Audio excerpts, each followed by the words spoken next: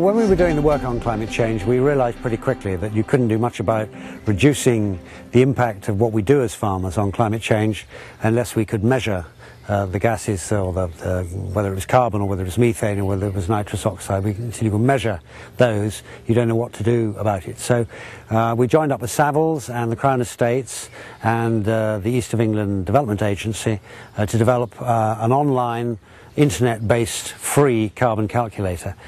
All you have to do is you open it up and it asks you questions. It says how many cows you've got and how many sheep you've got and the acreage of wheat, oats and barley, how many trees you've got, etc. And you fill all that in and it does a calculation and it tells you how many tons of carbon equivalent gases you're releasing and how many tons you're locking up or sequestering. I knew I was going to be a bad boy because we have all these cows and I emit on this farm, which is about 450 hectares, 2,130 tonnes of carbon, but I lock up about 900 tonnes. So I'm a net emitter of carbon, well, of greenhouse gases, but of course most of what I emit is not carbon, it's methane and nitrous oxide. Cows are the biggest emitters, really, I suppose, or animal, beef cattle and cows generally, of methane. 95% of it comes from the front end of the cow and about 5% from the back end. And what we've got to try and do is find ways of reducing the methane that is emitted from these animals through better feeding, through better breeding and through better management. Well, once you've discovered from the carbon calculator where your areas of high emissions are, it gives you some advice as to what you can do to reduce those emissions, and you can think about those and go away and try things. I would like to lock up more carbon, and there's not many ways I can do that. I can do it through growing more grass, but a really good way of locking up carbon is to grow more trees, and that I can do and anybody can do. The first thing we did was to do something about water, because that was something that was, in our case, quite easy to do.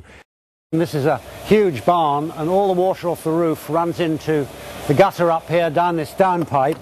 And there are downpipes under the building that all come together under here. And then they run along to this huge underground tank, about 3/4 full. So we want another thunderstorm within a week or two. Mains water is not really very carbon friendly because it all has to be processed and it has to be pumped and chlorinated and filtered, and all that uses a lot of carbon.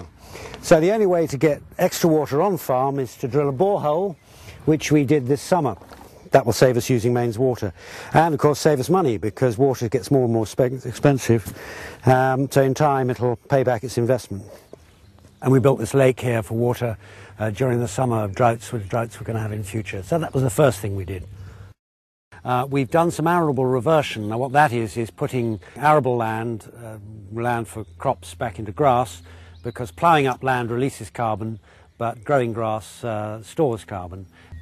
And those are the things we've done so far, but there's more that we can do, and some of the things we're looking at is doing something about the slurry, maybe aerobic digestion, a district system in the village where we can use muck and village waste in an aerobic digester. That's a big investment, but we're certainly going to look at that. I think partially by doing things we can do now, as I've suggested, and looking at the long term, over a period of 15 to 20 years, we can make a real difference. And we can make a difference without reducing the output, i.e. the amount of milk or the amount of meat we produce. And that's the key.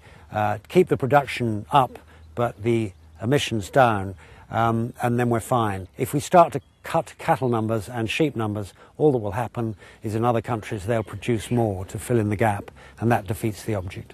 So the first thing to do is to go to the carbon calculator, look on it as a computer game. It doesn't take long, it's quite fun. Get the information. And Farming Futures also produce lots of fact sheets, and the website will tell you where to get those. And they will give you ideas as to how you can make a difference.